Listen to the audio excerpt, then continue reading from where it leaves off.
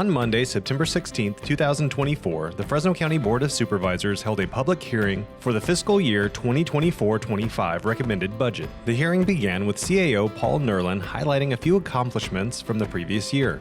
In February of this past year, after extensive public outreach, more than 30 public workshops, and many meetings in our cities and unincorporated communities, your board approved a new general plan and zoning ordinance. Another major focus of your board that I want to highlight is child welfare. Our total number of cases in 2022 was 3,207. In 2024, they're down to 2,187. That's a 32% decrease. The number of youth and foster care agencies with non-relatives or in group homes went from 1,022 in 21-22 to 594 this past year. The county continues to lead the way, assisting the unhoused in our community. We provided funds for over 1,900 affordable and permanent supportive housing units, with approximately 580 additional units expected by 2025. Included in many of these units are wraparound services of support that is provided by the county. The CAO also celebrated lower vacancy rates due in part to higher salaries for county employees. As a result of these vacancy rates decreasing, caseloads have reduced 50 to 60%. And so the quality of the work that is done in this area is improved.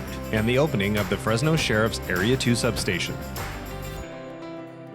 Budget Director Paige Benavides then presented this year's recommended budget. The fiscal year 24-25 recommended budget is $5.2 billion in total, of which $2.5 billion is for the general fund or the county's primary operating fund.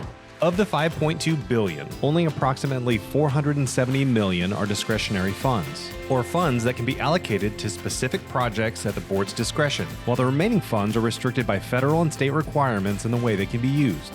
This chart shows the total available discretionary revenues broken out by service type.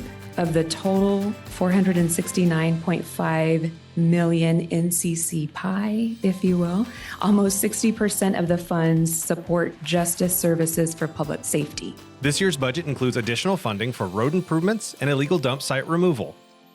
With that in mind, the county continues its conservative approach to budgeting.